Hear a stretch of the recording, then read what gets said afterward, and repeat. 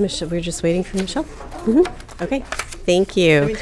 Welcome to the school committee meeting of the Pioneer Valley Regional School District School Committee. Today is Thursday, October 17th, 2024. This meeting is taking place in the Pioneer Valley Regional School Library and also online at BNC TV. It is 6:04. I'll call the meeting to order. We are all in person, so we don't need to do a roll call attendance. So great. And at this time, I'd like to invite any citizens' comments. Do we have anyone in the room who? Nope. Okay. All right. So we'll move on to our next item, which is the approval of minutes for 8/22, 8/27, and 9/12.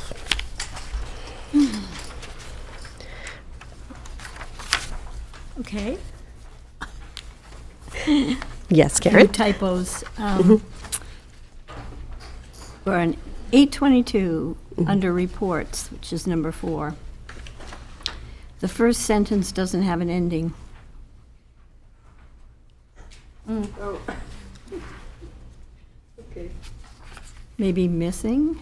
How about outstated member commitments For new or school? requirements or responsibilities?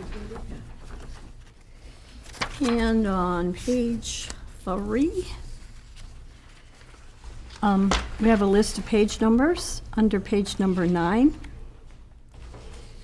DESE needs to be notified if. If, Yeah. And in the first full paragraph, 4th line,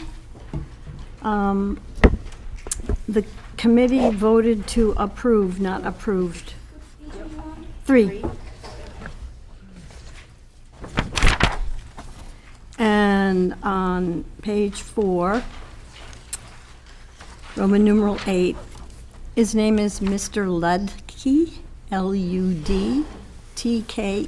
Oh, could you spell that again? L-U-D-T-K-E.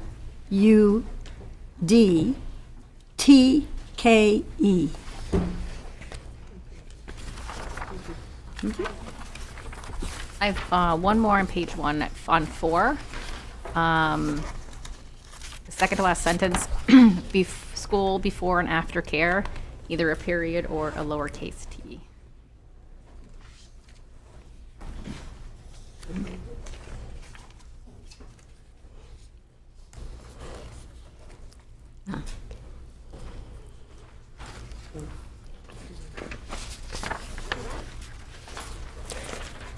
and I have one other comment about the Roman numeral 4 chairs report. I'd like to credit Melissa Gary for making the one-page handout and sharing it with me.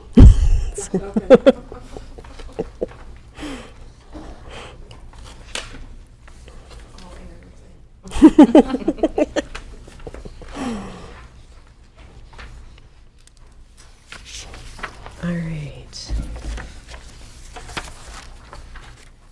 Are there any corrections on the August 27th minutes? That's right. Wrong page. Nope. Not me.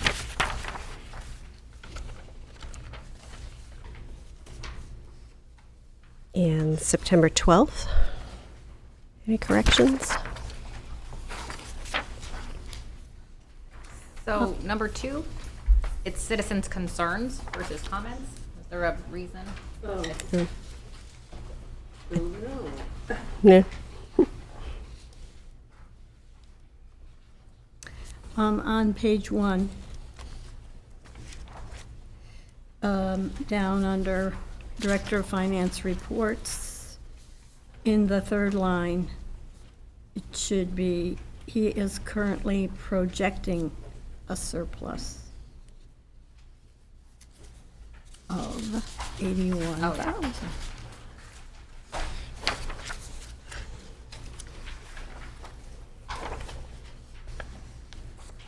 Well, the next sentence also has an issue. With setting up using caution was, it should be just probably using caution in applying grants to salaries, especially one-time grants. Mm-hmm. to avoid future financial cliff.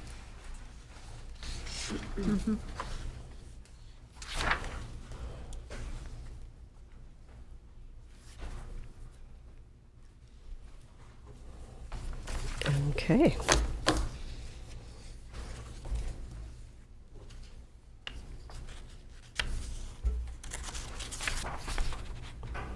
All right. Would someone like to make a motion to? I make a motion to accept the minutes of August 22nd, 2024, August 27th, 2024, and September 12th, 2024, as amended. I'll second that. Thank you. If there's no further discussion, all in favor? And that passes unanimously. Thank you. All right. So moving on to our reports, we have our student representatives. Hi everyone. We don't have any big report today. Basically, we have a full student advisory committee now. So who 5 people, myself, Rain Snow, Judah Glenn, Layla Golston, and Jared Golston. I guess something we should inform you of is a list of goals we have for this year that we made. So one was to increase student awareness of student representatives for the student body, because our understanding is a lot of students aren't aware they have representatives on this committee. To recognize and then create a presentation on one policy that benefits or does not benefit student learning that's in our handbook or policies, and then bring that to the school committee and try to improve upon or see how we can change that policy. So do that for at least one policy this school year. And this is Rain and I's job to create a document of official guidelines for how our student advisory committee functions, as we don't essentially have one. So we want to make sure that's there for everybody in the future. Also, a quick note that I wanted to bring up is I know in a lot of documents and just speak in, we are referred to as a student advisory council.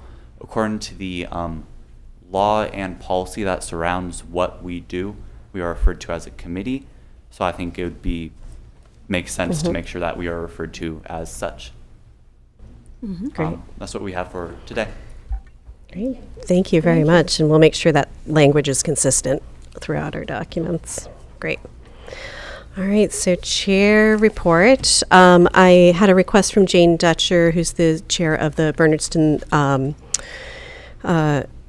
Finance Committee, that the 3 towns would like to speak to the school committee. We weren't able to accommodate that tonight, but I did. My assumption is that they want to discuss the district agreement, and I invited them to come instead for our special meeting when we, after the school committee has had a chance to review the drafts for the draft of the district agreement. So more to come on that. I've had a conversation with Jordan and Patricia about setting up training on reviewing warrants. I know after 4 years, I still have some questions about that process and how to do that effectively. And to Jordan's credit, Jordan brought up that if he does the training, it might be a bit of a conflict of interest if trying to teach us how to check his work. So I thought it was a very eloquent way of putting it. So we're looking at possibly having someone from Scanlon Associates, our auditors, come and do that training in December. MASC would. Yeah, so we'll look into some options for, yeah. So we're looking into options, and we're hoping to do that in December. So it'll be a good way to do that. And I also just want to thank our outgoing members. This will be the last full regular school committee member meeting that we have Karen O'Neill in our presence, and Jennifer and Sylvia are also going to be exiting, and I've appreciated working with all of you, and really you'll be missed. And thank you for serving. We've got a great group. Thank you. It's been, Yep. it's been a pleasure, sort of. Yeah. It's a lot of responsibility and work, but it's worthwhile. So great. All right, so moving on to our superintendent's report. I have 2 notes about student leadership. Is this working? Yeah. Just today, I observed at NES and in this building, student leadership and the training for leadership in action. So at Northfield Elementary School, I was able to observe 13 students with Principal Schreiber. They were representatives of grades K through 6, and each classroom has been creating their own classroom rules. And Ms. Schreiber has been meeting with these representatives to have them bring forward their own classroom rules, guidelines for behavior, and finding commonalities. So there was a board full of words and different phrases from different classrooms under the same rubric, like respect. And so today, these 13 children from ages 5 through 11? 12? 12? Voted on the school rules for the year. And Mrs. Schreiber was, making the changes, and the kids are looking at the screen, and I went and got the paper, and all of the kids signed it. And those rules will now be disseminated throughout the building. So that felt like a really great, concrete example of how we train children to take ownership of culture and environment in a school. And then I saw a number of PVRS students. I was able to attend for just a few minutes. There was a full-day training on restorative practices, and our students are being trained to lead restorative practices circles, which to me seems wonderful. Jeremiah Clark, our Dean of Students, is in charge of that work. And again, I was able to be there for only a few minutes, but it was a day-long training, so the kids were pulled from school. I think this is just the kind of work we want to engage in so that our students have even greater voice about what happens with culture. That's fabulous. Thank you. What a great example of the democratic process, too, to have a hand in creating your rules for your school. So on to our Director of Finance.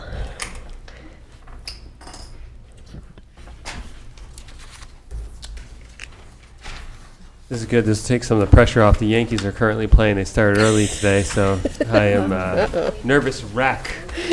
Hopefully, first World Series since 2009. I know in this region, people have been dying to see the Yankees back in the World Series. Yeah. See what we can do.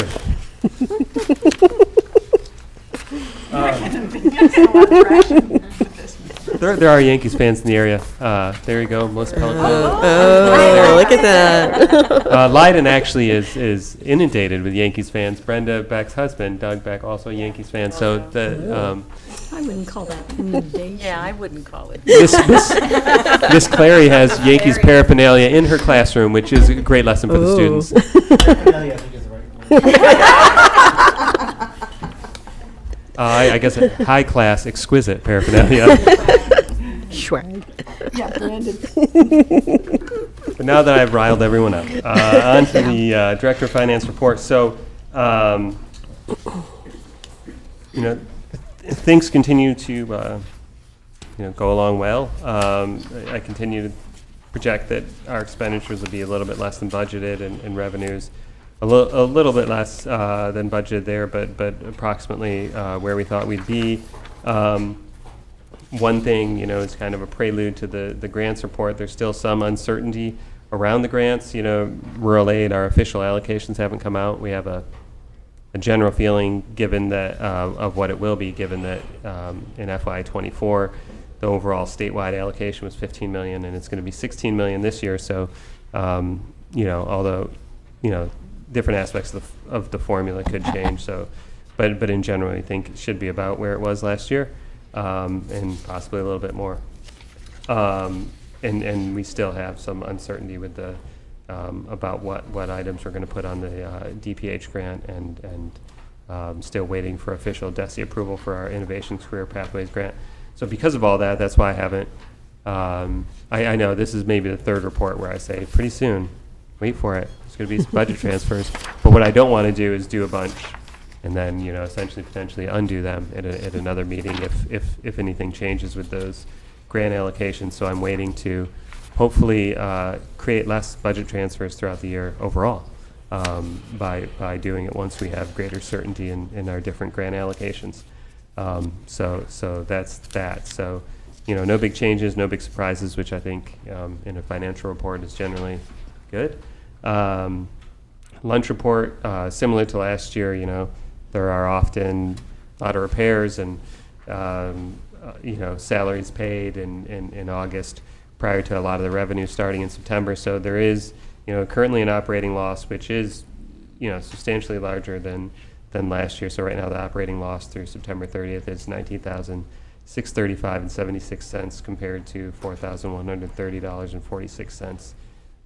But again, a lot of that's attributable to repairs and buying different supplies and equipment. So I anticipate as we get through the year and have more full months of school, that deficit will shrink and hopefully become a surplus. But as we talked about at the previous meeting, we still have a substantial fund balance for food service, and at some point we are going to need to pare that down anyway. So things are good in food service at the moment.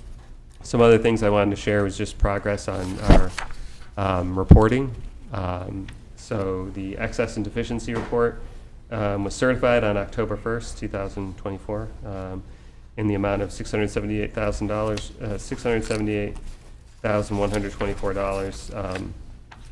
We got it in a lot earlier than last year. The deadline's November 30th. Last year, we pushed it January 26th, and I think it was similar the year before. So I mean, I think that's just good. Yeah. That was for FY '23, right? That's The one in January. correct. Yep, you're right.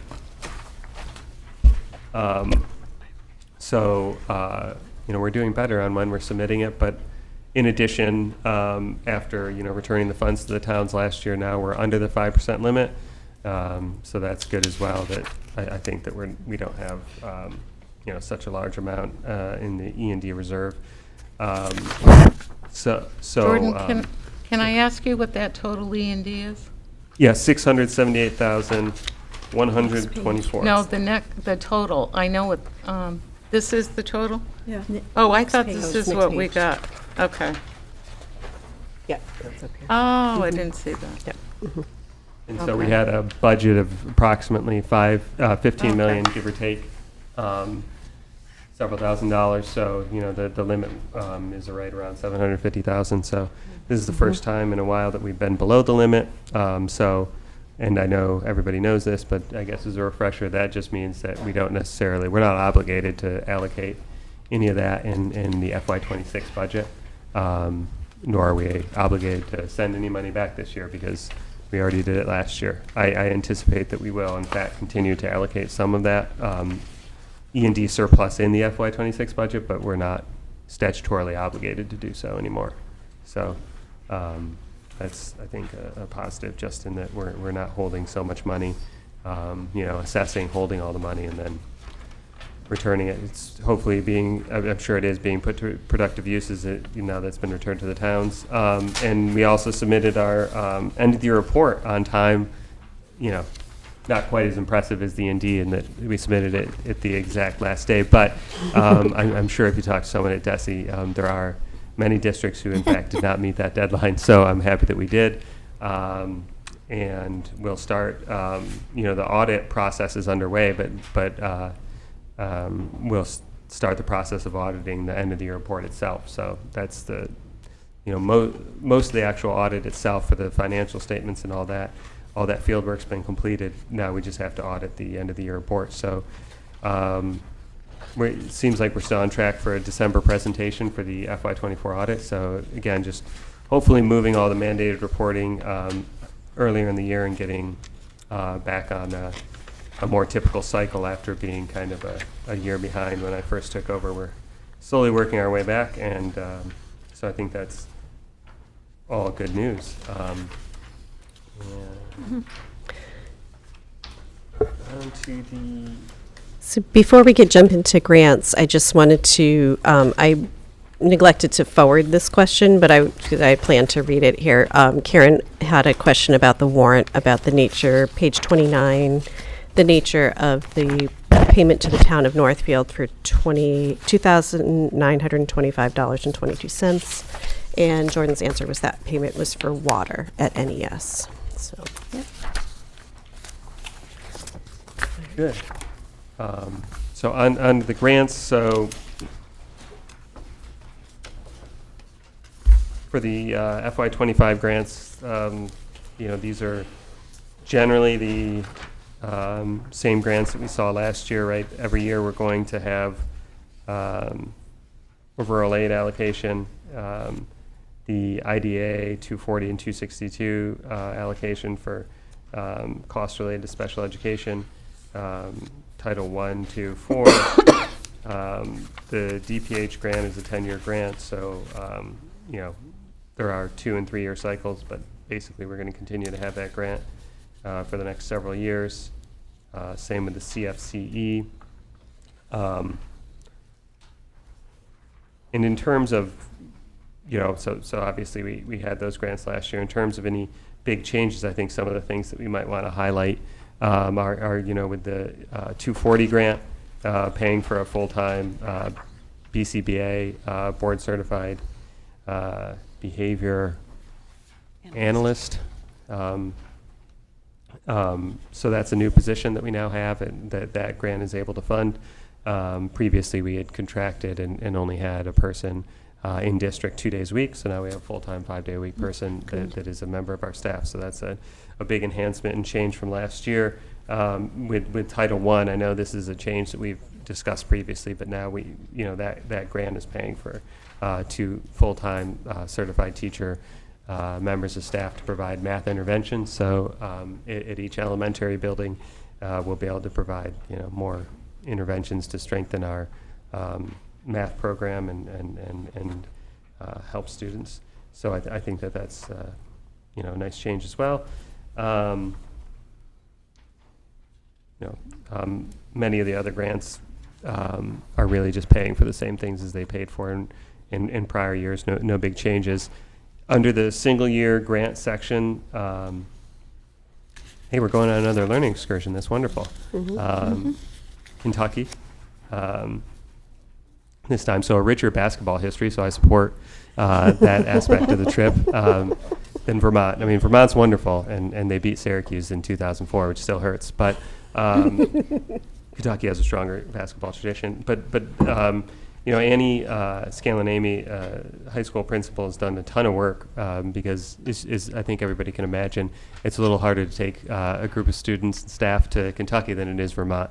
And Annie's been a whirlwind organizing and working with travel agencies to make that possible. But that's what that is going to fund. So that's so wonderful that our students from the Northeast can go to Kentucky in the middle of the school year. Mrs. Brennan. They're bringing out the big guns. Mrs. Brennan will be there too. Wow, it's lucky. I think, in all seriousness, that's wonderful for the students and for Mrs. Brennan. I think it's going to be a great trip, and I'm sure our students and staff will bring back a lot of learning from that opportunity. So, isn't that great that a small district in New England is traveling the country to take ideas that will enhance our learning here? Playful learning. That's really technically the 3rd fiscal year. We're still waiting on final approval, but that grant will provide instructional coaching and stipends to create a professional learning community. Mrs. Keir is involved in that one. And Mrs. Keir is involved in that. We're not just doling out favors to the celebrity teachers, but it does so happen that some of our most experienced and well-known teachers are involved in these things. So the playful learning will continue, and again, competitive grant that we started a couple years ago, and providing more opportunities for professional learning for our teachers who deal with our youngest students. So, and then the innovation career pathways. I know we talked about it in previous ones, but we're still waiting for final DESE approval. What they told me is next week they're going to. Let us know. So I am on pins and needles but let's hope so. Again, a competitive grant, but I think we had a great team last year working on it and continuing to work on it this year. So I anticipate or hope for really good news next week. So any questions about the grants? Hi, I do have a question. I'm noticing the FY24 Individuals with Disabilities Act IDEA 240 is listed 3 separate times. do we have 3 separate grants, and are they listed because it's 3 different schools? So I notice on the back of the page, it has the same allocation amount in the left-hand column of $383,859, but the current balance is different. Is it for different schools? Just so I understand, is it different buildings? Well, this is a moment of modesty, Melissa. Unfortunately, one is just a duplicate and from the previous report from the past quarter. So that's why, if you look in the third column from the left, under the current balance, the one at the very bottom should have just been deleted. And by should have been, I mean by me, and I didn't. So that's not that exciting, but so there really should just be 2, right? The prior fiscal year and this current fiscal year. And the current balance is $127,641, not $185,364. So between the previous quarterly report and now, we spent an additional $58,000, give or take, $300. Thank you. I was just trying to understand. No, of course. That's reasonable. And now that I know you're a Yankees fan, I have tons of respect for your questions and anything else about you, Melissa. All right, thank you. Any further questions? All right, so we'll move on to our business homeschooling report for 24-25. This is an annual report, brief. The district supports all of our families who live within the 3-member towns, including our families who make the choice to homeschool their students. So Director of Student Services Nancy Parlaclosh is the administrator who works with our homeschooling families. We have information on our website. We've linked for you in this memo our guidance to families about what is legally required in a homeschool plan. Basically, what families do is they notify the district they'd like to homeschool their families. We provide information. The law requires that the homeschool plan ensure that the student is in school for a certain number of days, a certain number of hours, that they cover certain subjects, and that they provide information about both what curricular materials they will use and how they will assess student learning. At the end of the year, homeschool families provide us with evidence of assessment of student learning, and Mrs. Parlaclosh signs off. So you can see here, for this school year, we have 39 students in our member towns who are homeschooling, and they are distributed across the grade levels.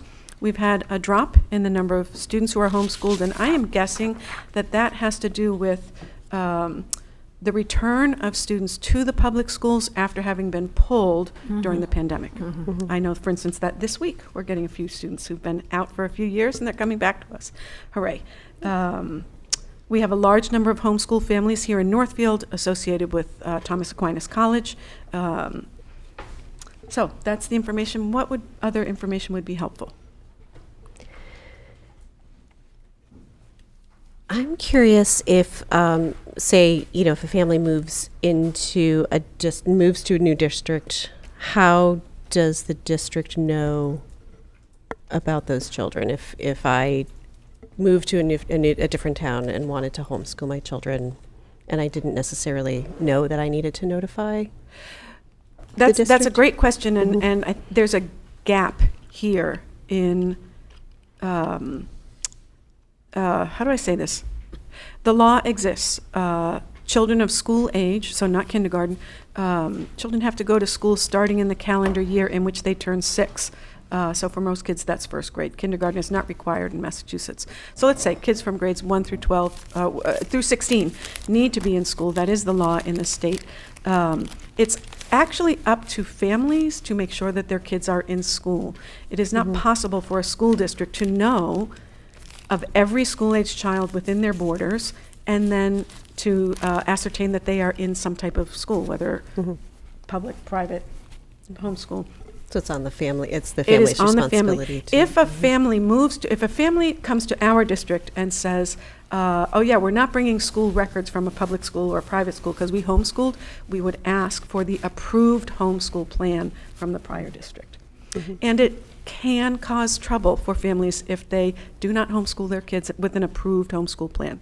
So let me take this opportunity for any members of our community who are listening, or folks who have friends who don't have this information. If you are homeschooling your children, you need to have in Massachusetts that homeschool plan approved by the local school district. If a family doesn't, they may be considered as having children who are chronically truant.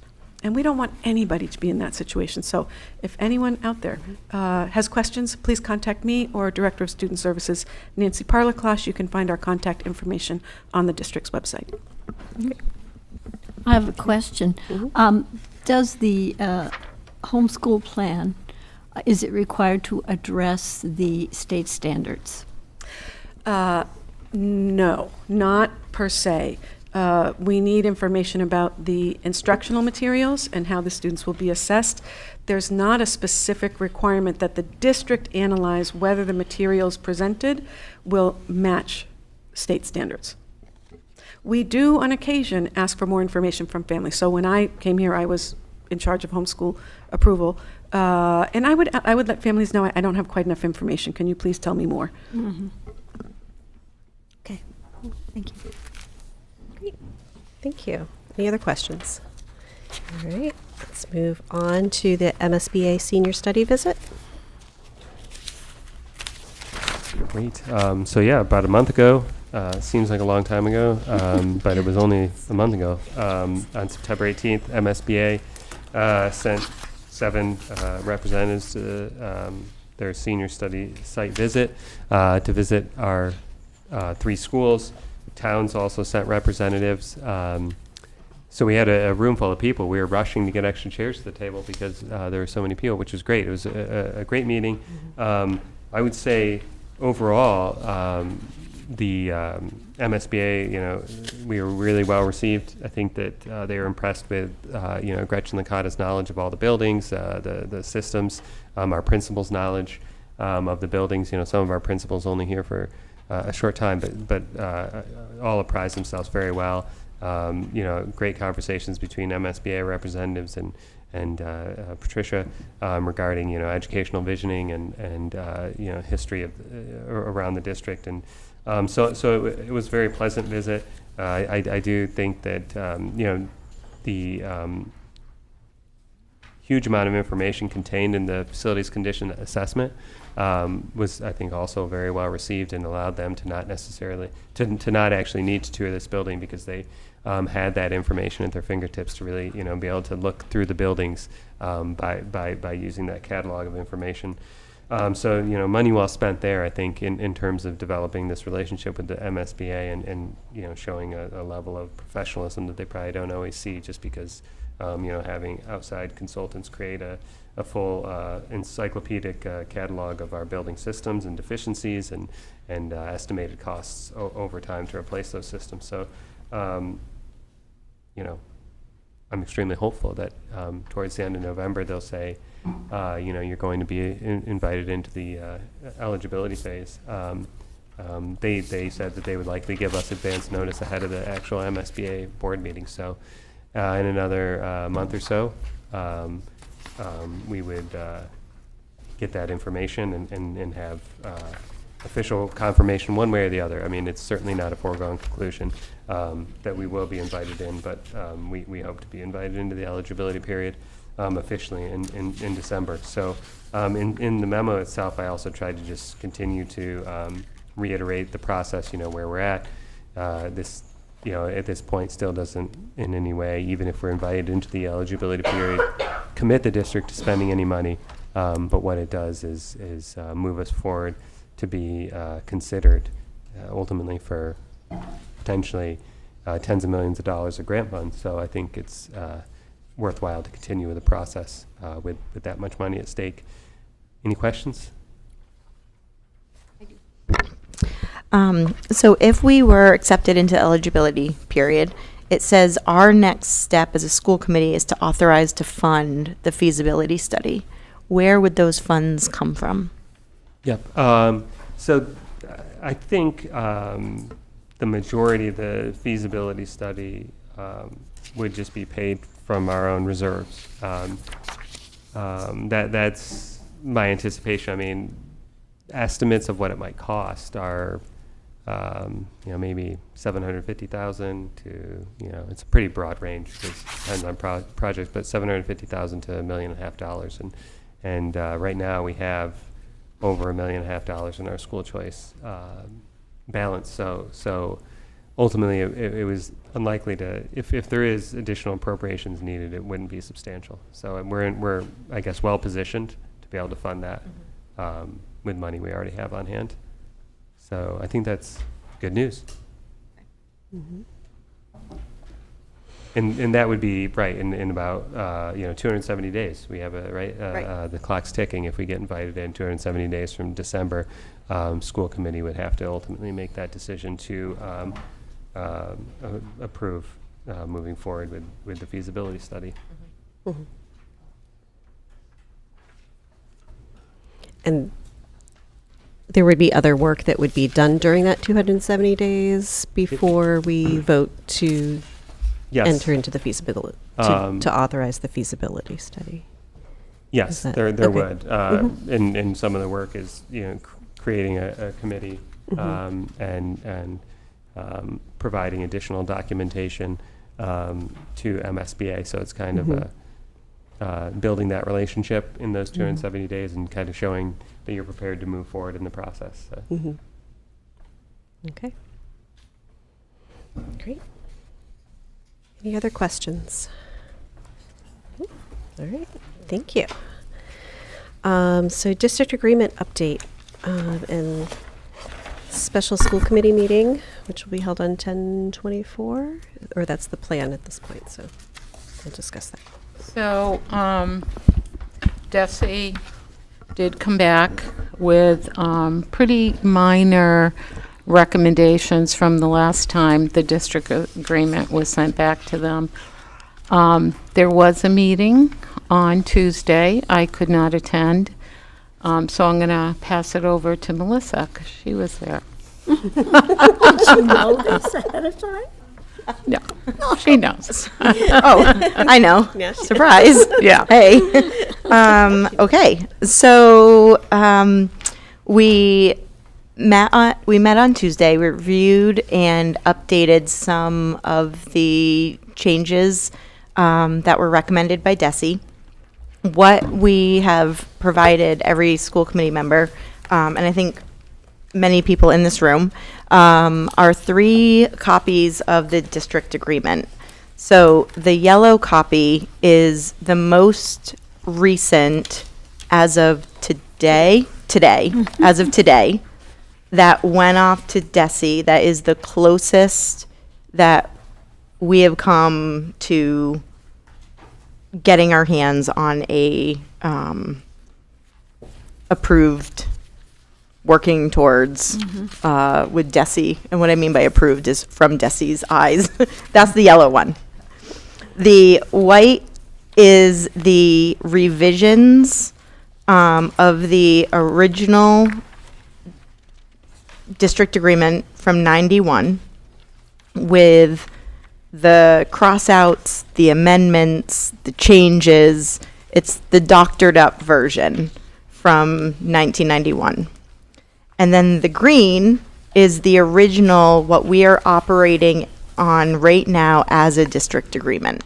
So green is the current 1991 district agreement that we're operating off of. White is the doctored up changes.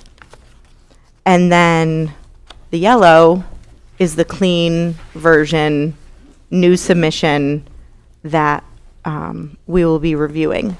So we had talked at the last full committee meeting about holding a special school committee meeting next Thursday to go over much more in detail and in depth of the district agreement.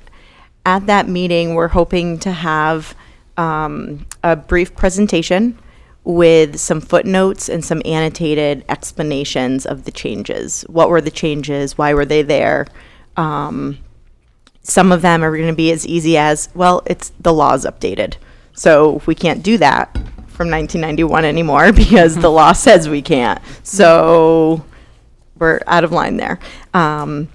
Some of it is, clerical, just aligning, right? So I don't want to get too much into the weeds right now. But that will be our special meeting that will happen next Thursday. See, I knew you could do it. I would have messed this up with the colors. Thank you. Did I miss anything? Yeah, please do.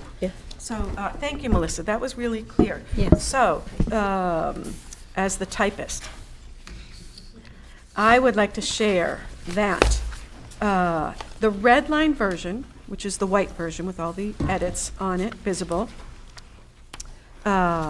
is complicated looking.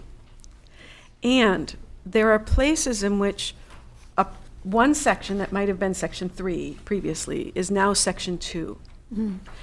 So there are places in which I took that section and plopped it into the new place.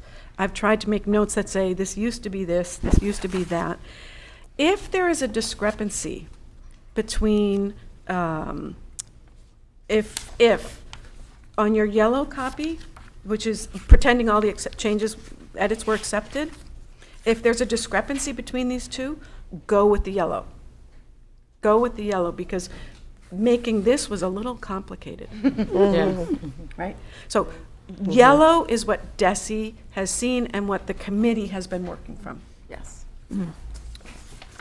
So as folks talk to the towns also, yellow is, if there's a discrepancy, go with yellow. And I know that there was a draft that was submitted to DESI between the 91 and the current version. So They never approved where that. does that? Okay, so that The is not 1999 version was never approved by the department. okay. Okay. Okay.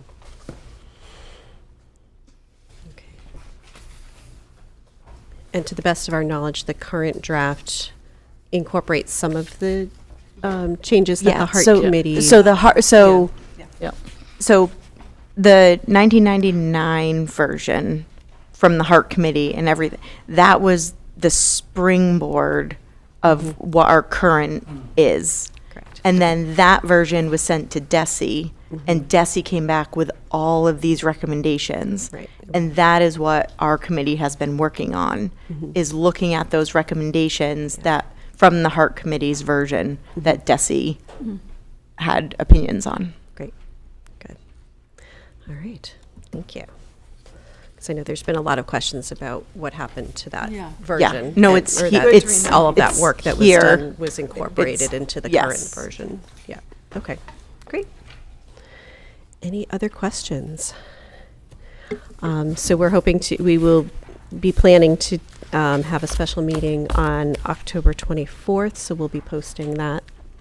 Yeah, so actually, Michelle, could you write to Taffy and ask her to cancel our district agreement meeting that we had posted for 10/24 at 6 o'clock, and have it changed to a special full committee meeting, special school committee meeting, Okay. please?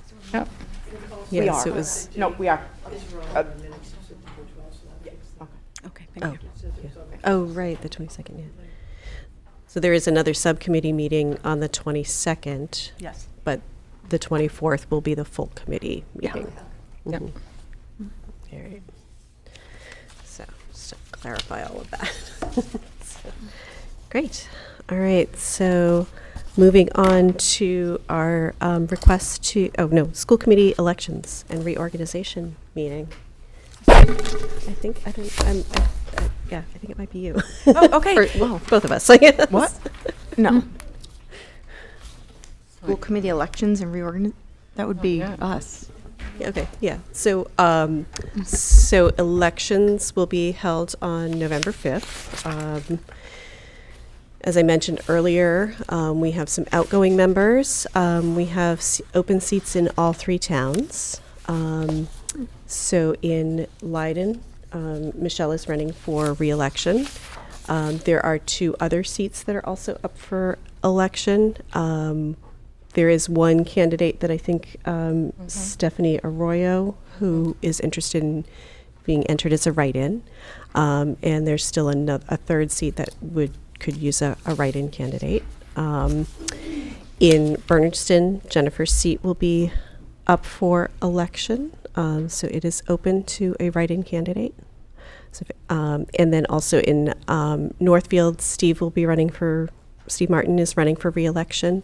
And there is one other seat that is open to a write-in candidate. So if anyone out there is interested in running for school committee, please reach out to any of us. Our emails are on the district website. We'd be happy to talk about the commitment and let you know what you'd be in for. And we would welcome any new community members who would like to participate and do this work, this really important work in supporting our students and our schools. So the first meeting in November after the elections will be our reorganization meeting, where the superintendent will open the meeting. We will nominate our officers, so chair and vice chair, and then continue on with our business. So I guess that's that. And yeah. And just a few words about the mechanics of this in a regional school district, which is very different from school committee elections in a single town district. So residents in each town may vote, as you know, for school committee members across all towns. Taffy and I have a meeting with the town clerks from all 3 towns, I think on the 22nd, to prepare for this so that we have a smooth operation, because each town needs to let us know their vote totals.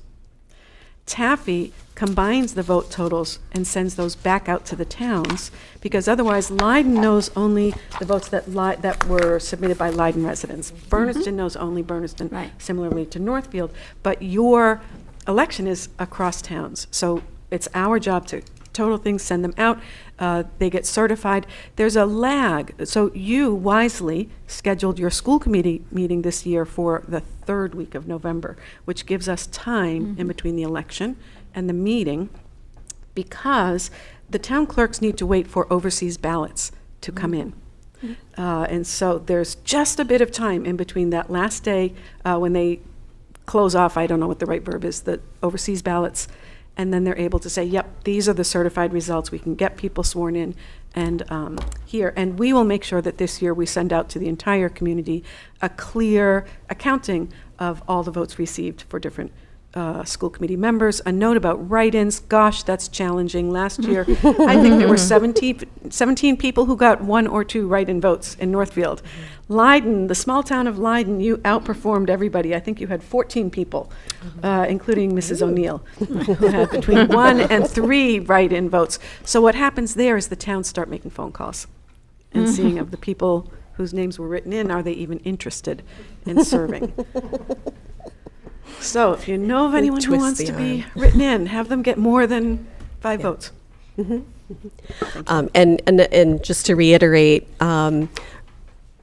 as a citizen of Northfield, I can write in a name for Bernardston and Leiden. Yes. So the elections are across the district. All towns vote for all school committee members. So just to reinforce that as well. So, all right. Any questions? Onward. Okay. So request to change the date for our 11/21. Yes, so, sorry, the meeting is scheduled for Thursday, November 21st. I am respectfully requesting that the school committee consider changing that to the day before, Wednesday, the 20th, because Winchester, the town that is seeking another district to educate their high school students in a few years, is holding a high school showcase. And we are one of 3 districts that has expressed interest and then been invited to come. I think what's happening is at Winchester High School, they're going to have 3 classrooms set aside. The 3 districts are Monadnock, Hinsdale, and Pioneer. So Mrs. Scanlon Amy will be pulling together a team of students Jordan, Raina, and I would like to be there, so we are requesting that we move the school committee meeting to the day before. And that would be for like a tuition arrangement? Yes, sorry. Yes, that would be for a tuition arrangement. Briefly, Winchester currently has a tuition agreement with Keene, New Hampshire. Keene would like to be exclusive in that relationship. Winchester is interested in providing some choice to their students.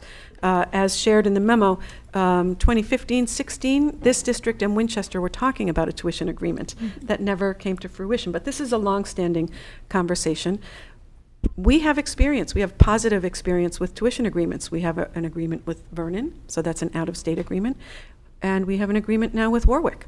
And we have no need, Jordan has confirmed, we don't need an agreement to be exclusive. We are fine if a district every year tells us how many kids would be coming. So many things.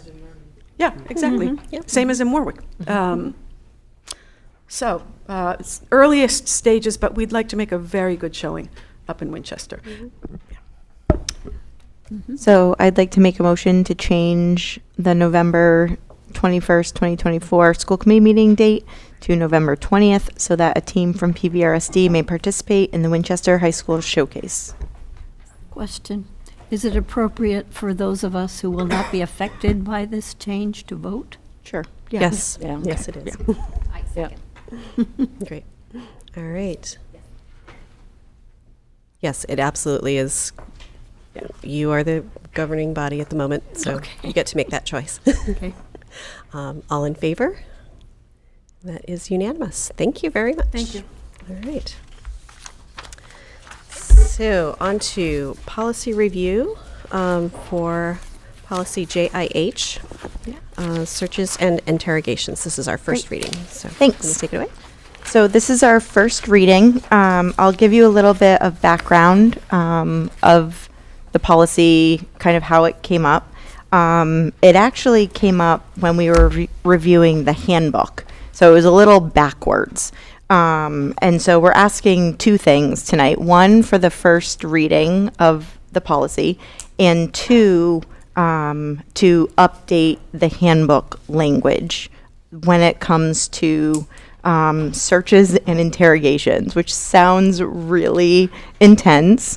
That is, we searched so many other policies throughout the Commonwealth, and this is the MASC JIH searches and interrogations. This is what it's called.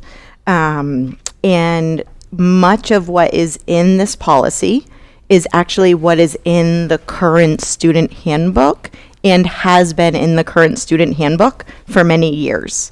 So we're actually aligning policy with what the handbook has already said, okay? So if you look at the policy, the first paragraph, the right of inspection of school property is inherent in the authority granted to school committees and administrators. This authority may be exercised as needed in the interest of safeguarding students, their property, and school property. Exact same language from our existing policy that we have. School officials may conduct searches of students as well as their property, including motor vehicles, when there are reasonable grounds for suspecting that the search will turn up evidence that a student has violated or is violating either law or school rules. That section is almost verbatim from our policy handbook that has been, from our student handbook, that I went back as far as 2019, 2020. This is the language that has been in the student handbook. In order to protect each student's constitutional rights to personal privacy and protection from coercion, and to act in the best interest of all students in the schools, school officials will use careful judgment when making the decision to search a student and or their property. This is close to verbatim to what our old policy said. We added the word careful judgment because it just said in the old policy, which I have here if anyone wanted to go line by line, it says, demands upon their judgment so as to protect each child's constitutional rights to personal privacy and protection from coercion is what I just read. We added the careful to really highlight that searches and interrogations are at a very high level if they are performed and done. Any illegal, dangerous, or unauthorized articles discovered may be taken into custody and may be turned over to law enforcement officials. In addition, any student who refuses to submit for proper and lawful search will be subject to disciplinary action. This was taken from other school committee policies where we did not have anything in our previous policy that talked about what happens if we find in a search a weapon. What do we do with that? Well, we're going to confiscate said weapon. And so the interrogations by police, this is verbatim exactly to what our current policy does say. The schools have legal custody of students during the school day and during hours of approved extracurricular activities. It is the responsibility of the school administration to make an effort to protect each student's rights with respect to interrogations by law enforcement officials. Therefore, 1, when law enforcement officials find it necessary to question students during the school day or periods of extracurricular activities, the school principal or their designee will be present when possible. School officials will make reasonable efforts to contact the student's parent or guardian to notify them of the situation. 2, if custody and or arrest are involved, the principal will request that all procedural safeguards as prescribed by law be observed by the law enforcement officials. So that is the policy. That is some outlines of the changes that occurred. This has been reviewed by our attorney and has passed his check and said, absolutely, this is, that was my biggest question was if we are using certain phrases, does that put us at risk or any liabilities?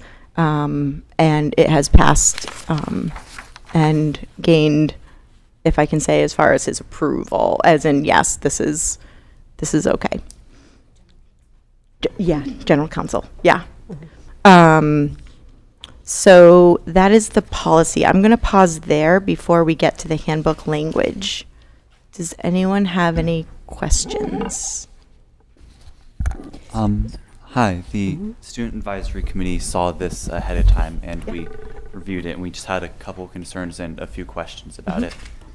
So one would be that the change in the actual policy so that students can be searched based off suspicion of violation of school rules and not just to safeguard students and suspicion of having contraband or anything illegal that is a threat to students.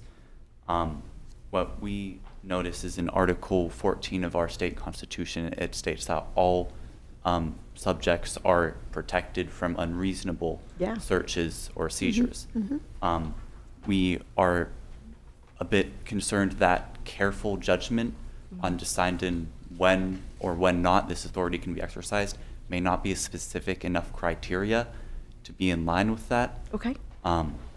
That's one of our main concerns. And on the MassGov website, the Cape Islands District Attorney's Office Juvenile Justice Constitutional Considerations, they state that students can be searched if they are suspected to have contraband, which is defined as any item that is illegal to possess, but does not comment on searching students purely based off school rules. So I guess our questions are,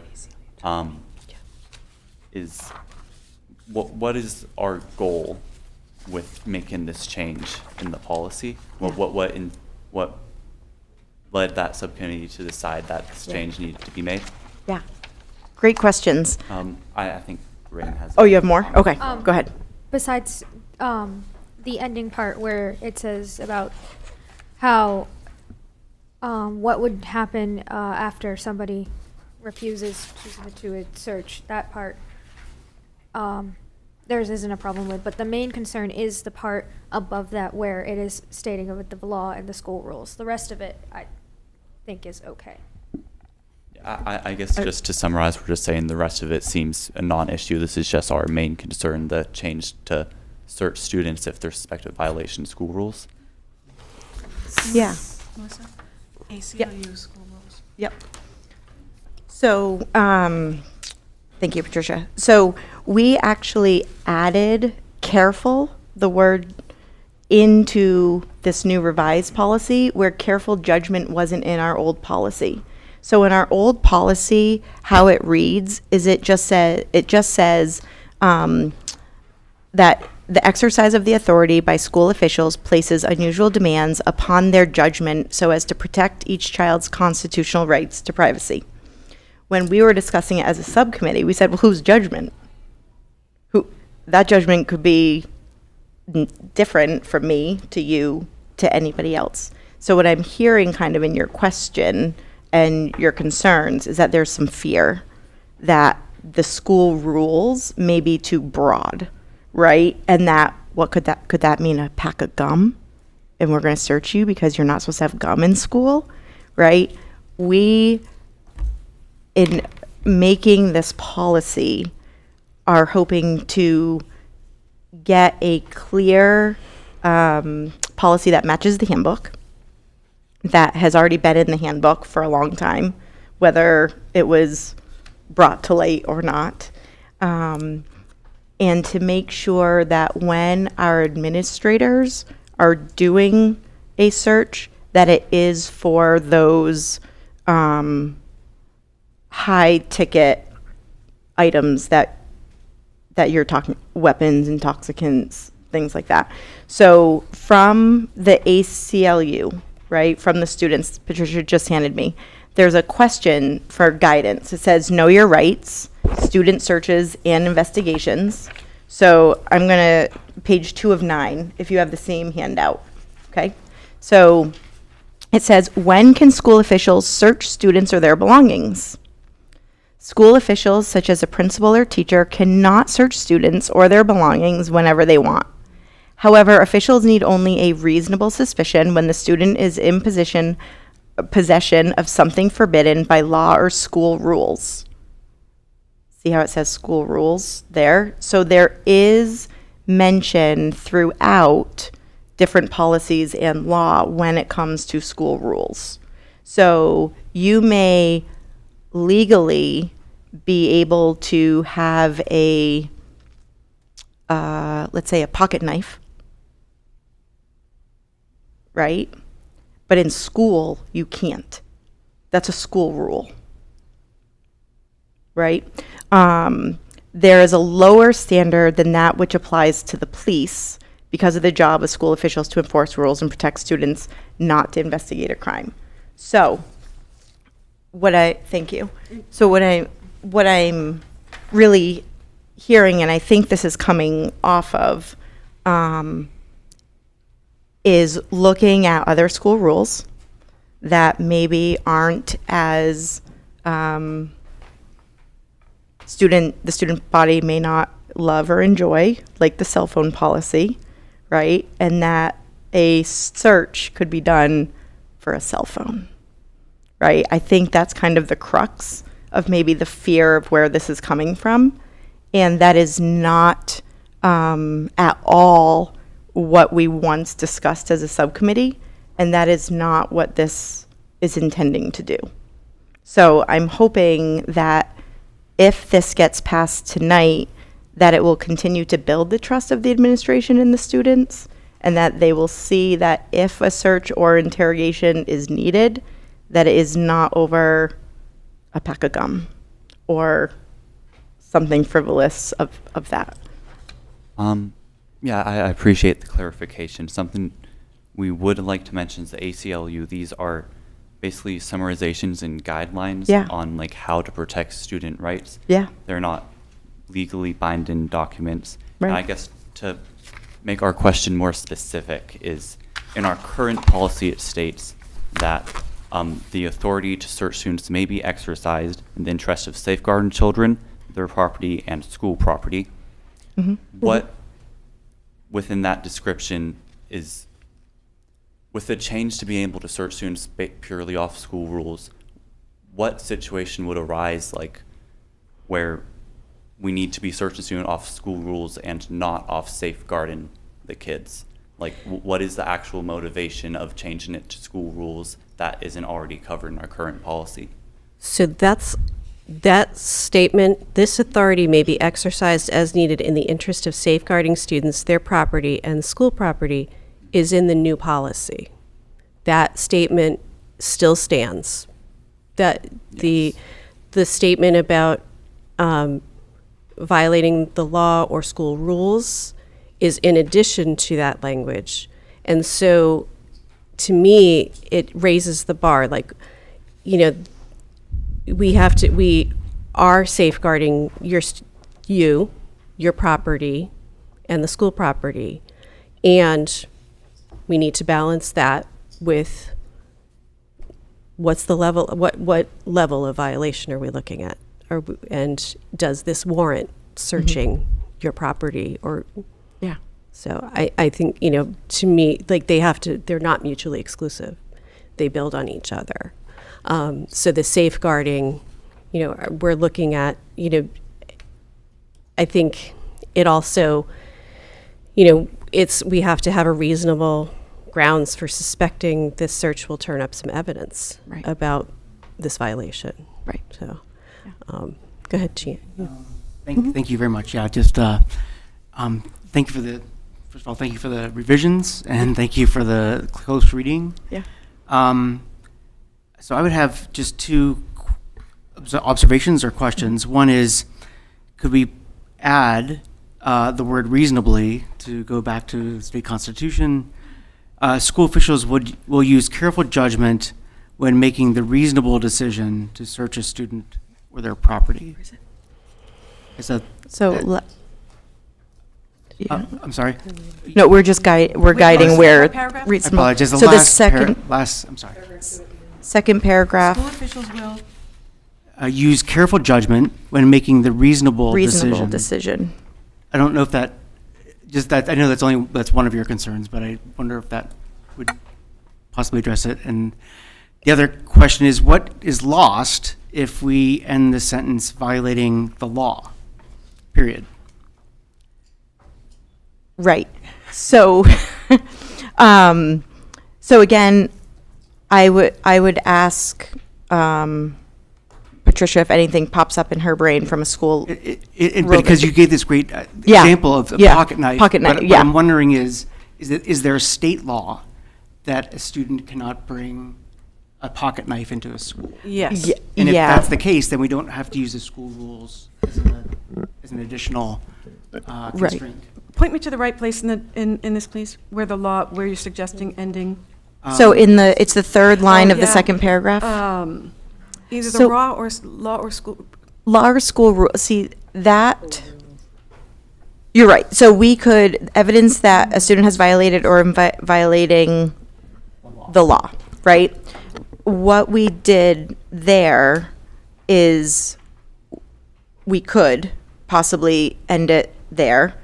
We took the wording that has been in the policy, or excuse me, in the handbook for so long. So yes, Well, sometimes the yeah. law and the school rules aren't or sometimes have additional. Agreed, and Safety yet, concerns and yet, that are not covered by the I cannot think of law. a school rule that should supersede the law. the law. Right. It has to be pretty darn serious to Right. do this. It has to be at the level of the law. And school rules are like, they can be trivial, and we're not making any Well- guarantees here. So I just don't see, personally, I don't see a reason to not stop at law. I'll get Yeah. examples. May I make a comment? So, yeah, I guess what I'm trying to say is my understanding is in our current policy, our policy exists to, one, students and their properties can be searched if there's suspicion of violation of the law. Completely reasonable. Student Advisory Committee is in agreement. These properties and students can be searched if there is a suspect of something being there that could potentially harm students, their property, or school property. Again, completely reasonable. We are in complete agreement. what situation would there be a school rule being violated that isn't covered under law or protecting students? Yeah.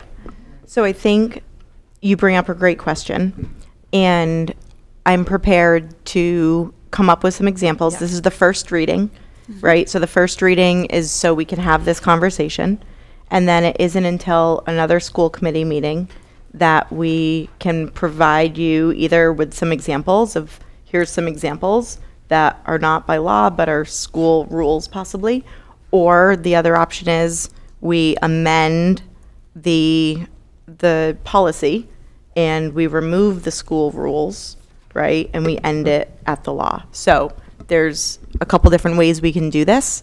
And that's why there's a first reading and then a second reading. All right, and the last comment we have is, I believe in the next part, where the vote on related languages in the student handbooks for elementary. So we haven't gotten there yet. I'm sorry, I Yeah. apologize. Yeah, hold that and then I'll do that now. Yeah. Okay. Do we have any other conversations about the policy? No?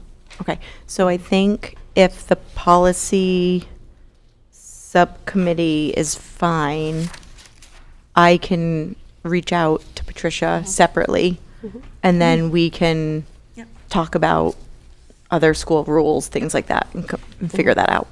Okay. Okay. Yep.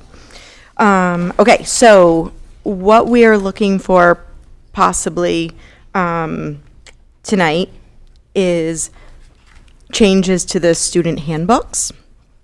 The elementary handbook currently is void of searches, even though they have taken place.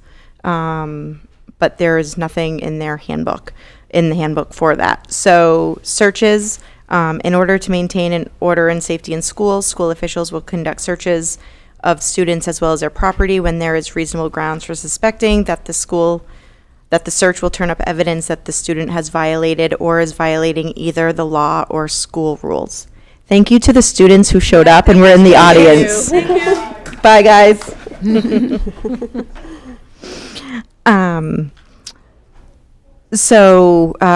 That is taken, again, we were just talking about violating the law or school rules.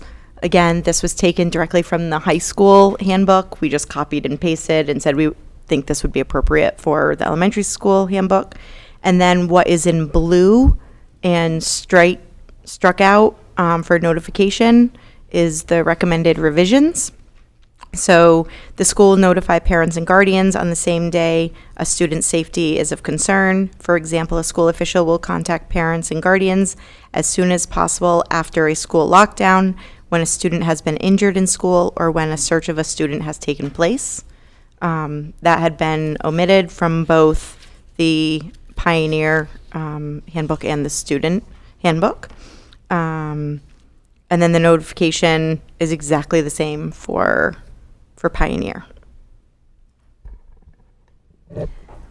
Just a clarification point, because I know that we get emails when something happens as a generic. If the student who was searched will get a personal phone call that they are the one that was searched, is that implied somewhere?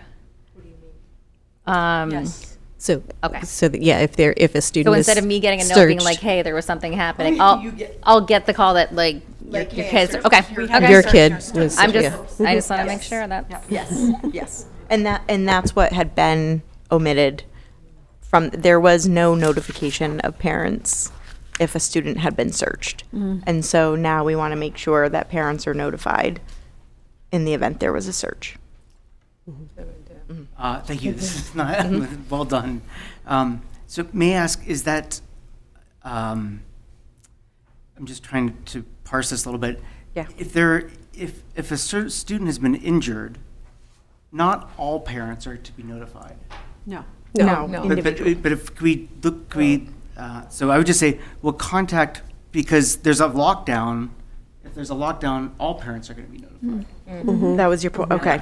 So we have to be, I think, like, take the latter two are singular. Yep. That students. Yep, that's students. Experience, whereas the lockdown would be en masse. When their student has been injured. We can work on, we can. Yeah, we can work on that. We'll wordsmith. Are you all set, Steve? Is that I- okay? Yeah, please. I also noticed something that I don't love the language on. Yeah. And it says when a student has been injured. Can we just say if? It just kind of implies that a student's going to get injured. Sure. Yeah. Or that- When yeah, your or the student gets instance injured, of- we'll tell you. Good Instead of point. if your student gets injured. Yeah. And a quick note on that one, I'd like to give a shout out to, oh, sorry. Yeah. Jacinta Hunting completely reworked the student accident reporting form over the past year.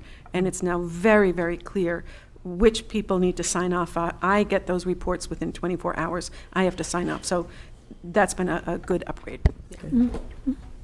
And I just had one further thing, and it might be silly, but I know what law we're talking about, obviously, but I think it would be appropriate to say state or federal law based on the contraband that have been talking about.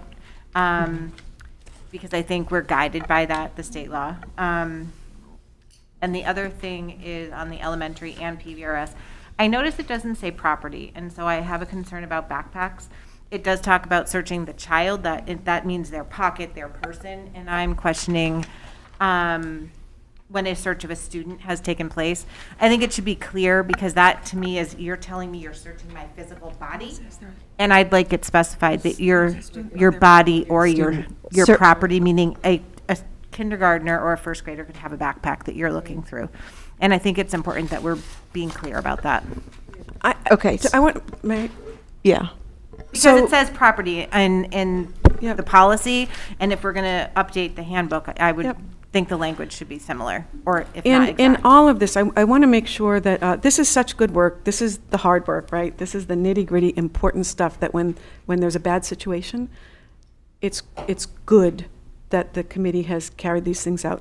And there will be times when a kindergartner might have something in their backpack, and the teacher says, "Sweetheart, open up your backpack. I'm going to look." I am not going to direct the teacher to call the parent every time a teacher says, "Honey, open up, what, is that in your backpack or not?" Let's, and I meant to say when the other students were here also, and I put this in my email to the Student Advisory Committee, a large part of my job as the lead administrator is minimizing legal and financial exposure for the district. What that means is I try all the time to help people make decisions and behave in ways that make it unlikely that we would have a lawsuit. Lawsuits cost a lot of money. In addition, if staff are conducting unnecessary or illegal searches of students, that is so damaging to the student-adult relationships in school. None of us has an interest, and I actively work with my administrative team to make sure that all of us behave in ways that protect students and protect the organization. Bad behavior on the part of adults is risky for the organization, and we avoid risk whenever possible. Yes. And we are a nation of laws, not people. And when Superintendent Kinsella is not here and has that thoughtfulness about the work, we have to rely on Yes. written language. So, so I think the work we're doing here is Absolutely, is really, absolutely. and I I'm love- just trying to explain the No, of stance course, of yeah, the of administrative course, team. yeah, of course. But I really, I very much appreciate that there are two backstops, at least two, the safety and law. And those strike me as providing a lot of the wise constraints that would allow, a reasonable person to say, this, I'm doing X because of safety or because of the law. Like, those are fairly clear. I would ask, or consideration with searches, is there another place where we have language about how the search is conducted and if there's an observer or third party? Speaking of exposure. Yeah, no, there is always a second party. I don't, I'm thinking in my mind. It is not in the policy. It is not in the policy because it's Okay. procedure, So- but okay. that would be Procedural. something that we would be able Yeah. to provide Yeah. at the second Thank you. reading, right? Thank you. So like, Just yes. As an So accessory document. there were some policies that we saw that went into the full procedure the of, whole. nope, that's procedure. some- We're doing yeah. policy, right? So, but that is something I that we I can can, produce that for next week. No. yeah. It's not next week. It's not next week. No, no, no. You needed it. Oh, no, Nope, no. Okay, nope, I can't- nope, this is, No, this nope, is for that's, next month. this is policy. Yeah. This is My for last comment is- 11/20. Okay, Yeah. okay. We're on It's for policy. the- Last comment is that I'm saying all this having been far too absent from policy subcommittee meetings, and yet on the That's okay. subcommittee. So Thank you. my Your thanks very feedback much is to helpful. everyone. I see you. Nice. I just wanted to follow up with Melissa quickly. Yeah. With the law, where would you suggest we insert it within the, did you have like a little carrot where I you would did put right it? before, both for the policy and the actual handbook. So, yes, where it says the law. So second paragraph, third row, it says is violating either the law, it would say state or federal law. Okay. That, And then it would be, are you good? I don't want to rush. yep, no. I will double check on that. Typically how our policies are written is on the bottom, it says reference, MGL, blah, blah, blah, blah. It And says as long the- as that's included, then Yeah, so that it covers usually, what we need to on the do. bottom, it says reference, and then it lists the law, but we can make sure that that is added as the reference. Yes. And any comment on the property? I heard your message about we don't do searches for kids, but I do think it's important that we have a procedure because there could be a situation where we have to say, let's take our backpack and we're going to go here, and Yep. that should be The level identified of- in here that Right. we could ask them to do that. Right, and I would wonder,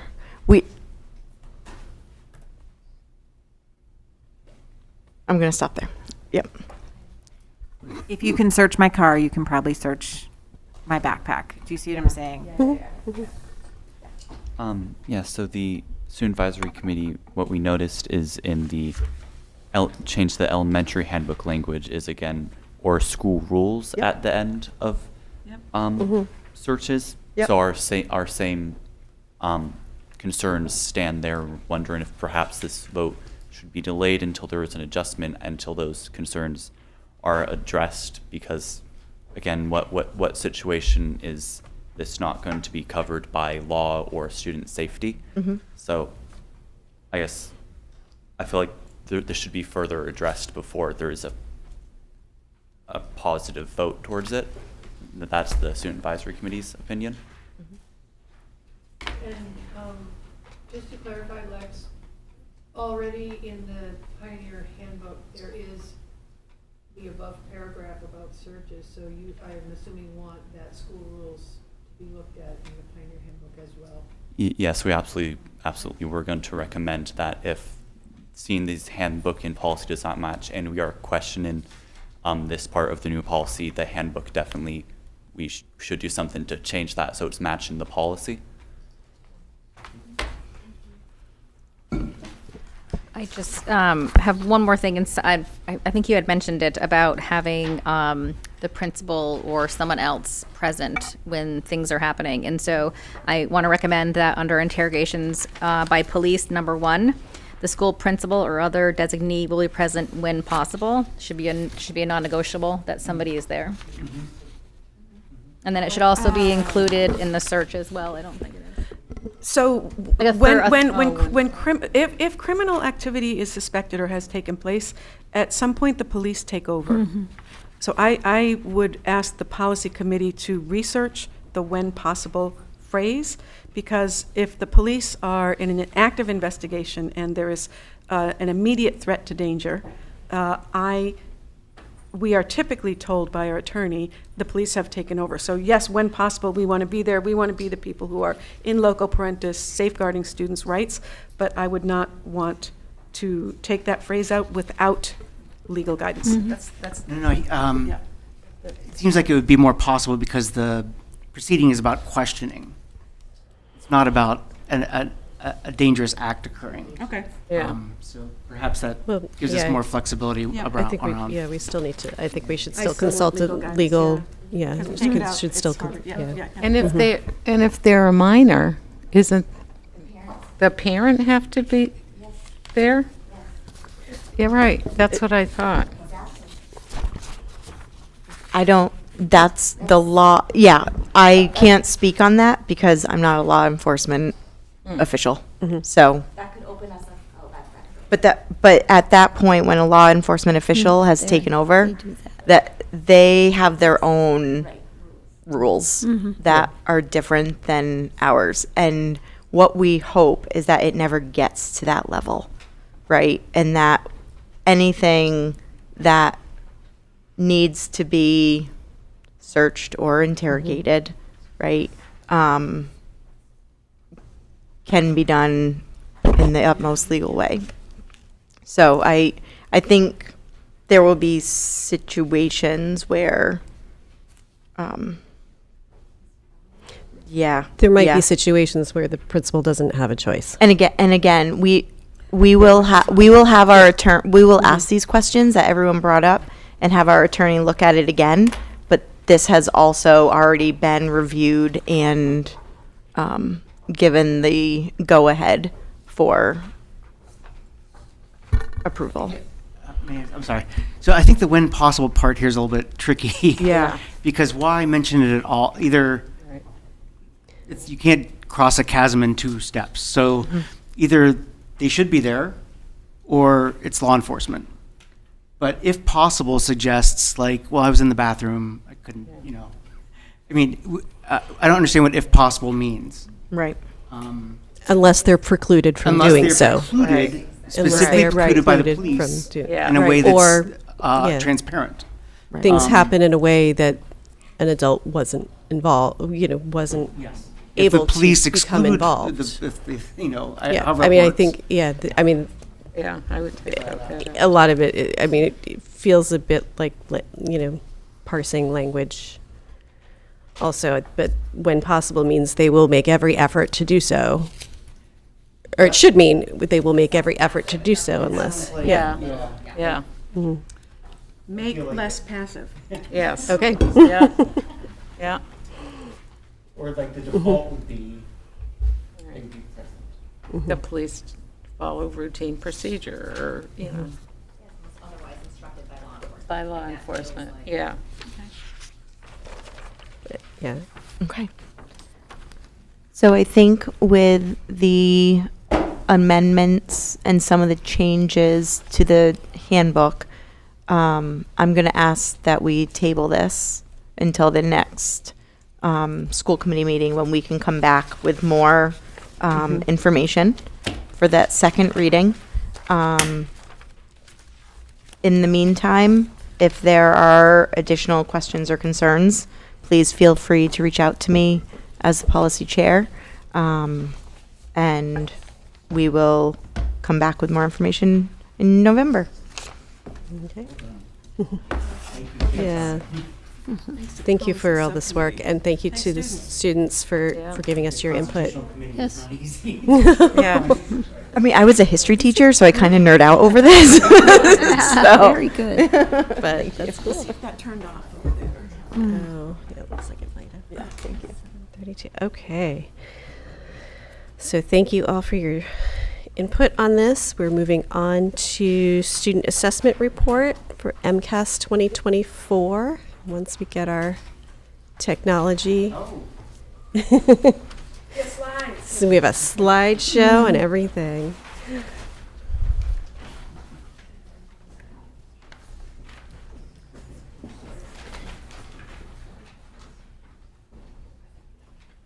Does that look good? Great, okay. Is that okay, that angle? Should I turn that more? Okay. I may have to change. Might have to turn. Yeah, yeah. Okay, the school committee and others received a memo about MCAS, and I failed to put my important first slide in after the cover slide. MCAS is a flawed instrument. It is an imperfect measure of student learning. Our state requires that we implement MCAS. It does not require that families make their students take it. We implement it the best we can. We use the data that it provides us as best we can. And my gosh, won't it be a happy day when the state has a richer, more effective, and more timely system of measuring student achievement that provides teachers with information that they can use the very next day to improve their instruction for the children sitting in front of them. Okay, I'm off my high horse. So tonight I'd like to provide you an overview of district results. The memo that you have has links to the state website, and you can get lost in the results there. This slideshow also has a link to those results. I'd like to situate our 2024 results within a state and local context. And I'd like to affirm that the steps we have already put into place regarding teaching, learning, and professional development are good, and they match what we see in the results. And then I'd love to hear from you, hear your questions and your comments. Okay. Oh, and while the memo and the slides may appear unfancy and simple, they represent many, many hours of analysis in these results, and most of the graphs that you see are mine. And I would guess that in most districts, the superintendent is not analyzing results on her own and presenting them in the way that I'm presenting. So I just want you to know kind of what you're getting. This is not a regurgitation of what the state provides. This is our analysis to help us think about the MCAS. So here's the big news. The big news is that across the state in English language arts, at every single grade level, the number of kids, the percentage of kids, excuse me, who met or exceeded expectations dropped. Matthew Singh, may I please call upon you to help us out? Go ahead up to that screen, please. I want to make sure. I literally want you to go up to the screen. Matthew, everyone say hi to Matthew. Graduate, Lexus. All right, Matthew. ELA State. Just run your hand down that red line of, okay, see those right there? They do not move. Vanna. Vanna, I was thinking. Vanna He doesn't know that. Okay, so they're not huge drops, but the state was worried about it. They had a webinar conference call with superintendents, and it's not good that across the state the number of kids meeting or exceeding expectations dropped. Hey, what about us? In 1, 2, 3, 4, 5 of those grades, you see it's green with a plus sign, we went up. The percentage of kids in our district who met or exceeded expectations went up in ELA. That's good. In math, we had 4 grade levels go up, 3 went down, and at the state level, only 2 grades improved in terms of the percentage of kids who met or exceeded expectations. Otherwise, there was a very slight drop, or they stayed the same. And in science, technology, and engineering, Matthew, thank you. Thank you so much. What about? In the state, it was a 2 and 2 in terms of overall. We increased the percentage of kids who met or exceeded expectations in 2 grades. We dropped in 1. At the state, they also, went up and dropped. Now, if you go across, if you look at grade 6, Steve, last year you asked me something about cohorts. These are not cohort-based analyses. These are grade level analyses, meaning it looks at the kids who took MCAS in grade 6 in 2023, and then it looked at the new group of kids who were new 6th graders who took it the following year in 2024. I'm going to show you a cohort analysis in a minute for one group. So you can see grade 6. Our kids in grade 6 this year, 25 percentage points fewer students met or exceeded expectations this year than the grade 6 cohort the year before. They also dropped, but much less so, in ELA. They dropped in math, and they actually went up by 1 percentage point in. So I'm pointing out that's a cohort that didn't do super well in MCAS. Here's the other caveat, and you heard me in the memo. Or the prior year did exceedingly well. Yes, Like the Yankees. yes. I mean,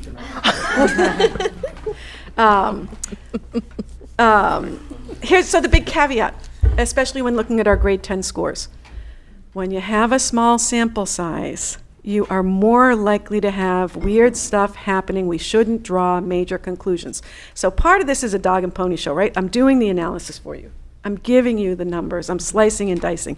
We have a small student population overall, and my goodness, we had 16 kids in grade 10 last year. It is so hard. This school, we get accountability percentiles from the state.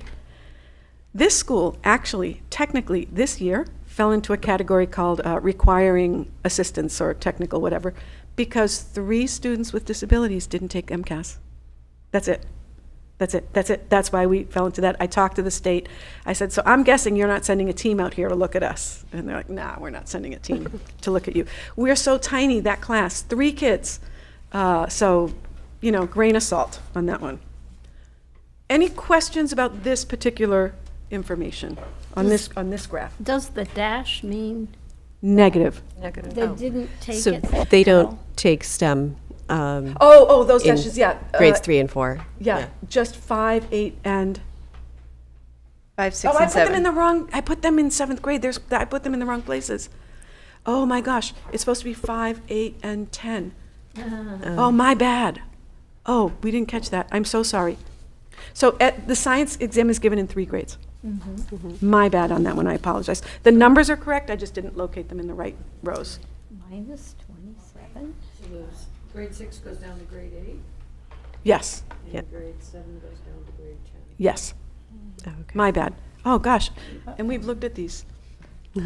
Okay. And these are tables, not graphs? Thank you. I think this is a graph. This is a graph. graph. Okay, so that last year's 6th grade. And I'm not like, the 6th grade, whatever. I just wanted to look at them over time. So what have we got? On the left, those gray bars are that cohort of children and how they did in ELA in 3rd, 4th, 5th, 6th grade. The green bars are how they did in math when they were in 3rd, 4th, 5th, and 6th. And that blue bar on the right is how they did in science, technology, engineering in 5th grade. Okay. All of those bars drop below the horizontal line. That horizontal line is the percentage of kids across the state who meet or exceed expectations. So the very furthest left bar that goes down, is that a 15, a negative 15? Yeah. That means that 15 percentage points, am I saying this right, fewer in that class met or exceeded expectations than did at the state level. Okay, so in ELA, those kids have been vaguely in the same range in terms of how they did compared against kids across the state. But in math, look at that. They started out in 3rd grade, similar to how they were. They really dropped the following year. And these years would have been, I've done this in my mind a bunch of times. 6th grade, they were 24, 23, 22, 21. So I think that was 21, 22, the big drop there, but then they improved in comparison with the state, and then they improved even more last year. So that at that point, they were only 6 percentage points behind how kids across the state did, and then in 5th grade, they were 6%. Look I want all the lines above. The big drop was the year after COVID. Yes. When they missed Yes. a third of the school Yes, year. yes. So this is a class that has struggled with MCAS over time. When I looked at this, I thought, okay, but they've done so much better in math over time. And they held their own in ELA. They held their own. And was there any division of a large class into 2 smaller classes during this period of time? Last year, Renee, help me. Last year, 6th grade was in two and 2. Yes, 2 and BES. So they weren't split, but they've been split. Yeah, They were split last they were year. split last year. There were 2 4 second sixth grades. last year. Right, but I'm say, when did they? So they've had 2 Oh, classrooms. the year before BES, there were still 2 the year before. Yeah, we didn't combine any. Right. Yeah, they've always been 2, yeah. Okay.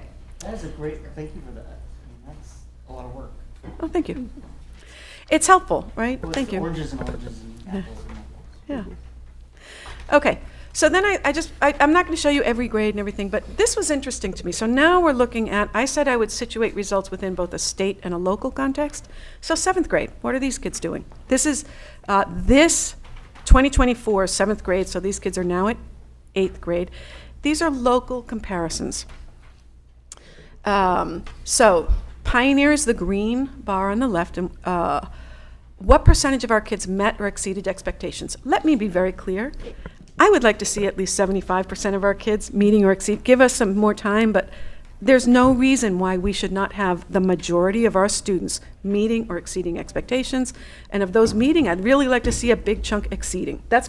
So we're going to get there. But this year, 40% of our 7th graders in ELA met or exceeded. Across the state, it was 36%. So we outperformed the state. And then we've got, some steps going down. Frontier, Greenfield, Mahar and Mohawk, and then Gilmontague had 8% of their kids in 7th grade met or exceeded expectations in ELA. Let's take a look at math.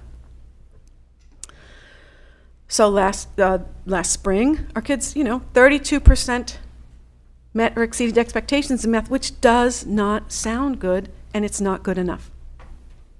When you put it in a state context, we're 5 percentage points behind the state overall, still not good enough. And we're right in there. Frontier did better, but otherwise, Greenfield, Mahar, Mohawk, and Gilmontague. There was an article in the paper recently Yes. pointing out that Frontier and Pioneer Yeah, were the 2 highest scoring. in 10th grade. Yep, in 2 of the exams. I'm going to show you the 3rd exam, Ann. But I mean, that was what they- Yeah, it was great. It was great. That was nice. Questions about this representation? No? Okay. So here's 10. And yes, thank you. And I link the Recorder article in the memo. Hey, Pioneer, excellent job. 16 kids. I'm not trying to knock our class, but it's 16 kids. Anything can happen with 16 kids. That's wonderful. 75% of them met or exceeded expectations in ELA. And, great. We outperformed other, super. Math, terrific. Half our kids in a class of 16. And there you go. We didn't do as well in science. It's a class of 16. I just need to keep saying it. I'm not going to take I'm not going to pretend like the great results, yay. It's all the same. It's a small sample size. All right, that's 10th grade. Now this one, this is worth it. This is interesting. Okay, I'll explain this. Every color is a different district. Every district has 3 bars because there's a ELA, math, and science, technology, engineering exam. The horizontal axis is the percentage of kids across the state who met or exceeded expectations. So every bar, this is essentially some of the information you just saw in a different representation. Mm-hmm.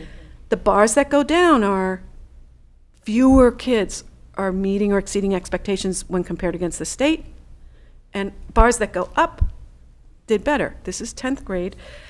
Some of you will remember last year, Pioneer and Frontier were the only districts that had a bar that went above the horizontal line in all 3 subjects. This year, we're the only district that has 2 bars above the state line. We have one that's a big one that goes way down. Frontier has one that goes above. They were at the same percentage of kids who met or exceeded in one exam. That's why you don't see a 3rd bar. And I think that's Gilmontague. Am I, Claire, Gilmontague math in the middle, the red one that goes up? Yeah. Okay, thank you. And otherwise, everybody was underneath. So just trying to present this information in different visual formats to give you a sense of what we look like compared against local districts. Yeah? So what are the implications for action? We've got PD going on. We've got great professional development happening. I've talked to you about it from the folks at Mount Holyoke. developing mathematical ideas with our staff. Annie, along with Albert Johnson Musad from CES, is leading a year-long series of professional development in creating high-quality, authentic assessments that ties assessments to the standards and lessons and units. We're reviewing math curriculum. There's a pilot underway in the elementary buildings. We are looking at curriculum up here in Pioneer. We are really trying to figure out the academic intervention programs in the elementary schools. That's going to take the full year and probably another year. And then some of our teachers, 5-7, are participating in multiple sessions of professional development and using new materials from the state for social studies called Investigating History. We have some grant money for that. We're sending them off to trainings with people from across the state. Just a few, but that's good stuff, right? This is fundamentals to help people improve their theoretical understandings, for instance, of how children develop mathematical ideas and how we design better lessons, design better assessments, and teach better. And I would welcome your questions and comments. I know I have mentioned this to a few people before the meeting, but we have a ballot question about MCAS number 2, I believe. And the proposed replacement for MCAS is local development of very good assessments and very good programs. And I would just like to express my personal opinion that in an era of challenging science and the validity of science, we should not forget that. And it should be a priority as well. Additionally, civics, an understanding of how government works and the citizens' role in that government is absolutely essential.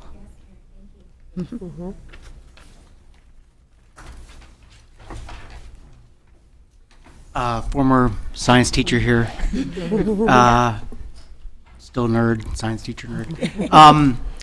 It strikes me that science, technology, engineering is more diffuse and broad than mathematics, ELA. I could be wrong, but I do wonder ways that we're thinking about that field and whether we need to think of it that way or not. But for example, these examples for action don't include that particular section from what I'm reading. And it's an important set of understandings as well. Agreed.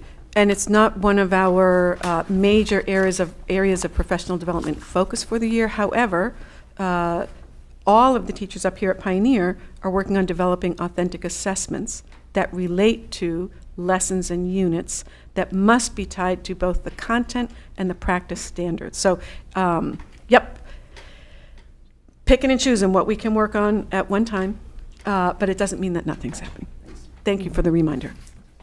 And I might argue Patricia's being too modest because as a money person, we're spending, maybe $20,000 supporting science curriculum through purchase of textbooks, and investigating, spending even more. I mean, and I'm cheap, so I mean that's a ton of money. But in all seriousness, I mean, I think to some extent Patricia's being modest and just not listing the huge. I mean, professional development alone, I think, is going to be close to $100,000 across the district, which is wonderful. Nobody would ever say that that's not good, right? But in addition, textbook purchases might be a similar amount. So, I mean, I think that, it may be that investments in curriculum might be $250,000, and I think part of the thing is you just can't fit it all nicely on one slide. And that's wonderful, right? We're a school. Investing in our educators and the tools to help them educate even better is great. Great. Any other questions, comments? Thank you so much for this analysis. This is very helpful. Yeah. Thank you. All right. So update on the governance working group. I'll make this brief. Melissa and I have been working on the handbook for school committee members, and my hope was to have a final draft for review this week, but it didn't happen this month. So it's in process. It needs a few more edits in terms of content, language, and formatting, but my goal is to try to have a working draft for next month, and our newest members will have the benefit of taking a look at that, doing a close read and giving feedback. And for returning members, we'll be looking forward to that. Does this include the handbook for the new members?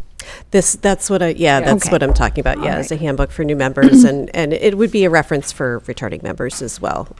So trying to clarify what some of the procedural things are, responsibilities of school committee members. So Yeah. we culminated some of the MASC new new member information, the handbook from MASC to other operating, how we kind of work as a school committee. And I think we've done a pretty good job at categorizing everything. But what I would ask is if there are members who have an idea of like, I wish I would have known this when I signed up. That's what needs to go in that handbook. Or what? So Raina earlier talked about training on warrants. So there is a amendment of warrants and what is a warrant, what to do when you have questions about a warrant, what it, what is that?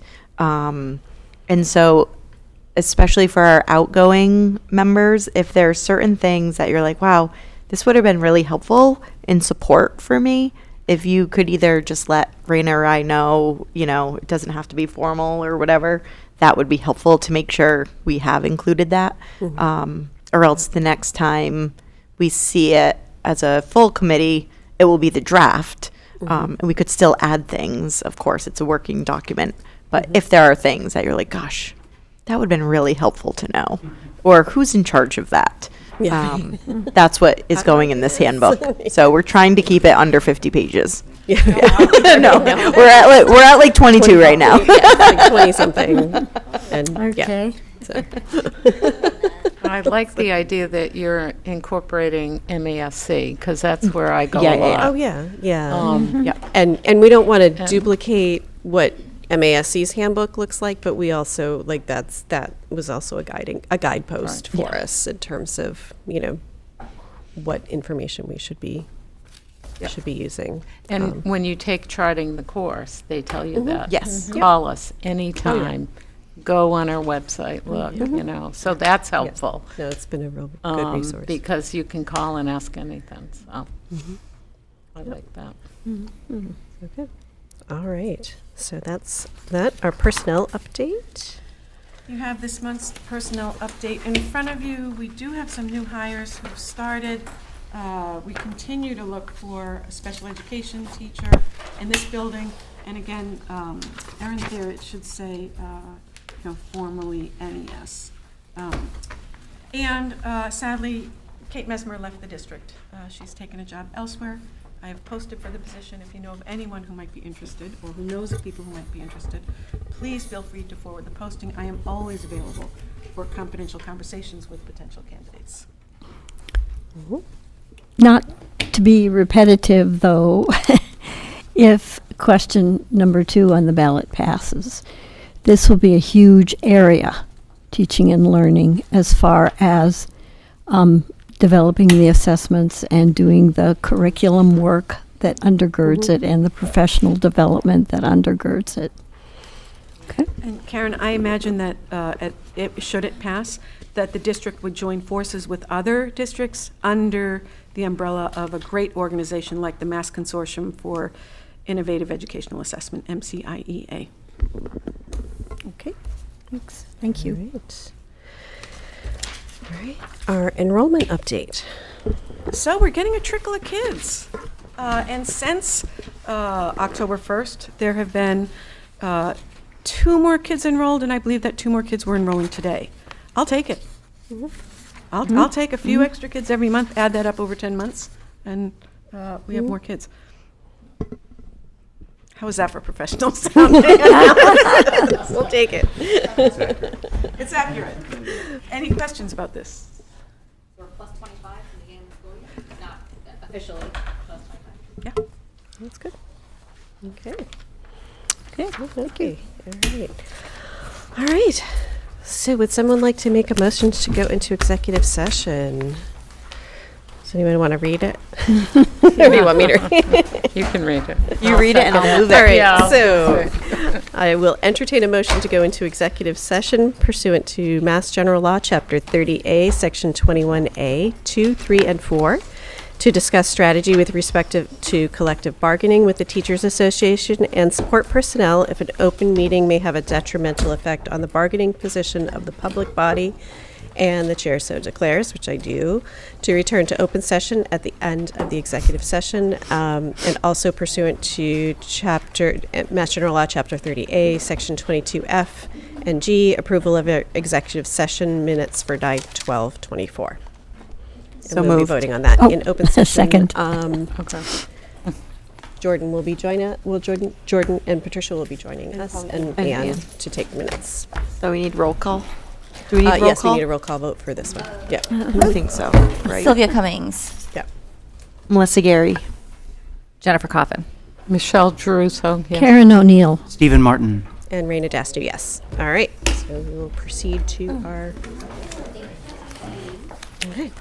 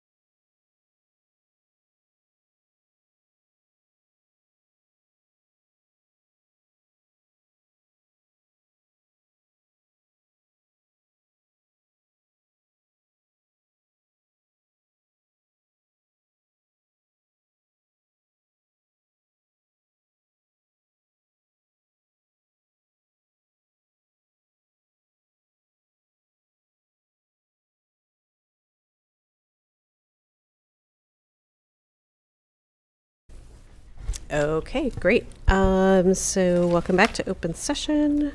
We have some votes to continue with. So the MOA with the PVREA regarding class advisor stipends. So yeah, make a motion to. Accept the MOA for the class advisor stipend. I will second. Excellent. All right. Yeah, maybe it will be the three of them. All in favor? Yeah, I know. Okay. All in favor? Aye. No opposed. That passes unanimously. Thank you. Our next I make a stipend? motion to approve the MOA for meals on the Kentucky Learning Excursion. I will second. Excellent. And all in favor? Great. That is unanimous. Thank you. I motion to approve the MOA regarding this schedule shift. I will second. All right. All in favor? Excellent. That's unanimous. And I motion to move the MOA for bonus for the new members. I will second. And to clarify, that is that one. Oh, that's. Oh, do we? Yeah, we'll include the specific. Okay, great. All right. Excellent. Other business not anticipated? We have I have one. For the Kentucky trip, at your meeting on September 12th, you approved the attendance of 3 students on the trip. We now have a 4th student. So I would request just a brief motion saying that you approve the attendance of 4 students on the Kentucky learning trip excursion. I move that we approve the attendance of 4 students on the Kentucky excursion trip. Second. excellent. All in favor? Thank you. Okay, unanimous. Great. Are Other, you yep, done, you have some other Patricia? business? Oh, I just wanted to mention that I did attend the Student Advisory Committee meeting.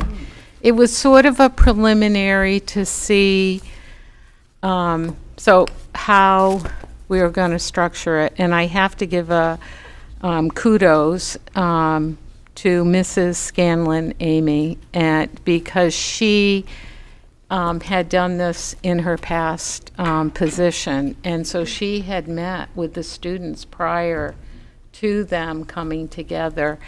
And I couldn't believe what a difference from last year to this year.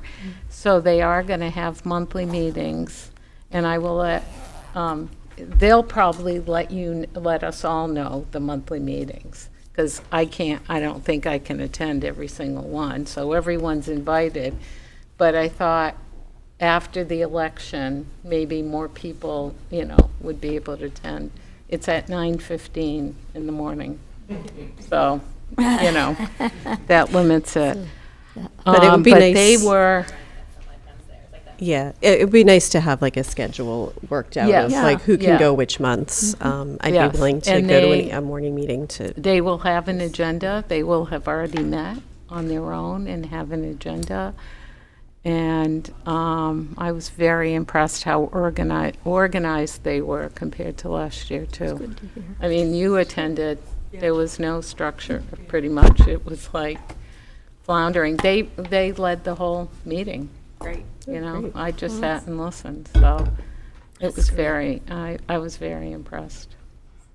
Great, thank you. Yeah, I think that's it. Our next, we'll be having a special meeting on the 24th at 6 p.m. here and online. So I know some members will be out of town. And then our next regular school committee will be on November 20th. And the district agreement subcommittee is on the 22nd? No. Yes, October Yes. 27th, yeah, 22nd. 22nd, there is a district agreement subcommittee Does meeting. district agreements meet next Tuesday too? 'Cause it's Tuesday and Thursday. Tuesday. No, so It's everybody. Tuesday is district agreement only subcommittee, Yeah. and then Thursday's the full committee. Oh, okay. Mhm. Karen, you want to shut us down for the night? Yeah, I move that we adjourn, and I'm going to miss you guys. You're We great. will miss you. Miss you. Thank you. But just think on those snowy, cold nights. I'll second. All in favor? Aye. Hopefully I won't be hitting any deer. That up the last time, right? what happened 2 years ago. Oh, man.